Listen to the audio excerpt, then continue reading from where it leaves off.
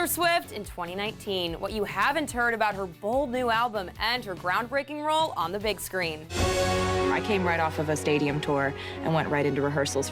Plus, Taylor on a mission inside her finished feud with Katy Perry, the battle over her huge hits, and her stand in the fight for equality. Now, The Hollywood Reporter and Billboard News take a look at the Queen of Pop's whirlwind year. She exists in some other plane most of the time. Like, superstars want to be superstars, and then there's Taylor Swift. Taylor Swift is one of the biggest pop stars in the world, with 10 Grammys and 5 #1 albums. She's the first artist in history to have 4 albums all debut with 1 million copies sold in their first week.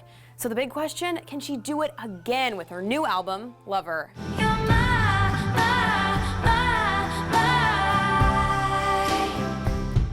Lover. There is so much pressure, I think, that people might be putting on her right now because her last 4 albums all started with selling more than 1 million copies in their first week. So people are thinking, can she do it again? I think the thing to remember is, if she doesn't sell 1 million, I don't think people should think that it's a failure or that it's a disappointment. It's a very different marketplace than it has been for her last 4 albums. It's changing so rapidly to a streaming world, and it's really, really hard to accomplish that. So if she falls short, it's not because there's been any diminishment in excitement for her. It's simply because the changing dynamics of how the record industry works. So for her to be able to pull that off would be like a monumental feat, but if anyone can do it, it might be Taylor. This time around, Taylor has upped her album game, offering fans serious incentives to buy her new record. So for Reputation, Taylor's last album, she had 2 different kind of magazine booklet things that she sold at Target. Each one was different, so if you were really a big fan, you would want to buy both copies. Now she's kind of taken that a step further, and in some ways kind of followed BTS's lead, where she has 4 different sort of book things that she's released or she'll release through Target. It's very collectible. I'm gonna go out on a limb and say she'll probably debut at #1. How big will it be? Your guess is as good as mine, but I'm assuming it'll be a sizable number. Probably will be yet another blockbuster for Taylor Swift because that's what she does. She puts out blockbuster albums. Lover marks Taylor's first album under her new deal with Republic Records, and it showcases the first time she's taken an overtly public stance on issues she cares about, like equality. Shade never made anybody less gay, so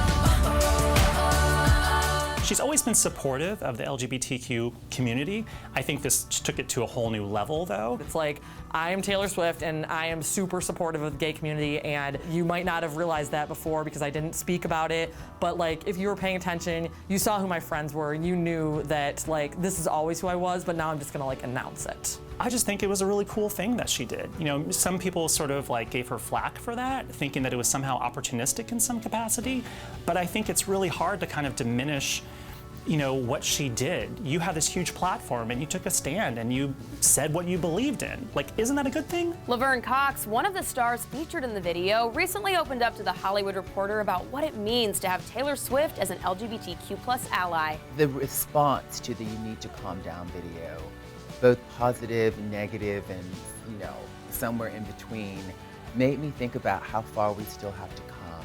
And I'm so grateful that Taylor, at this point in her life, is very intentionally decided to be of service to our community and to the world in this way. The You Need to Calm Down video's star-studded cast also includes someone Taylor once had bad blood with, Katy Perry.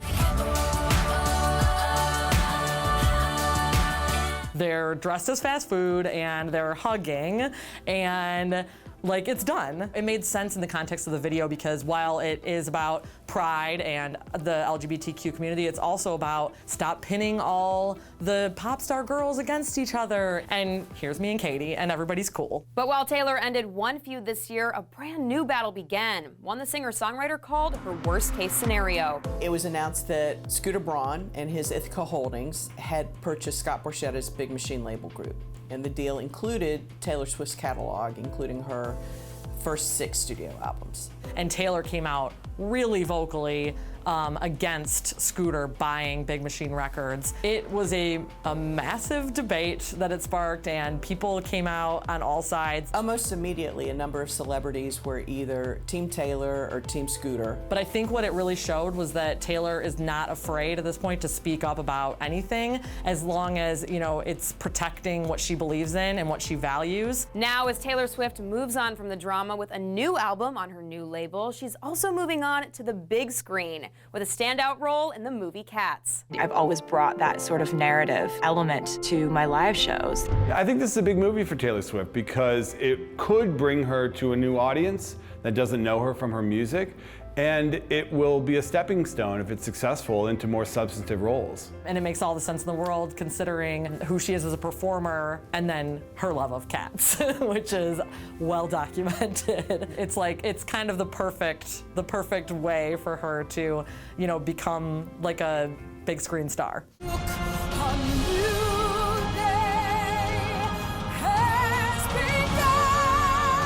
And while Taylor has done some acting in the past with films like Valentine's Day and The Giver, Cats marks a major step up. So this is probably the first time for Taylor with Cats that she's going to be in like a marquee movie where she's like as big of a face of it as all the other cast members. It's really gonna put herself out there because the success or failure of the movie will kind of like hang on her a lot too, which that's never been the case for a TV show or a movie that she's done previously. You know, there was a lot of like response to the trailer being just sort of insane, but like in like a crazy over the top way. I mean, it was the hate watch of the summer. Everybody watched it, everybody made fun of it, and everybody acknowledged that it would probably make $1 billion. I think the Cats people are going to have the last laugh on this one. But could the success of Cats put Taylor on the same track as fellow pop star Lady Gaga, who stunned audiences in A Star Is Born? You know, artists like Madonna and Lady Gaga transitioned from being pop superstar diva to big screen diva. And you know, that worked. It worked in a lot of ways for both of them. Obviously, it worked gangbusters for Gaga. She got an Academy Award nomination for A Star Is Born. To become a star on the level of, you know, real movie stars, you got to do something surprising. If she wants to be taken seriously as an actor, she needs to do something outside her comfort zone and really surprise people and say, wow, this is something that we would not have expected from Taylor Swift. You know, something where you really just go for it.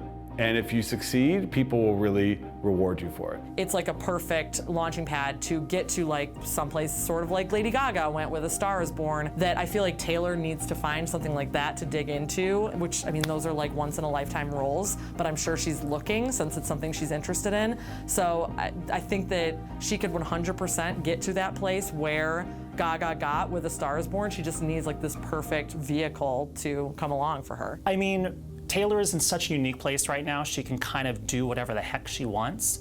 So it'll be really, really fascinating to see where her story goes next. From the big screen to the top of the charts to taking a stand for what she believes in, no matter where Taylor goes from here, one thing's for sure. She'll do it with her loyal fan base of Swifties by her side. For The Hollywood Reporter and Billboard News, I'm Tiffany Taylor.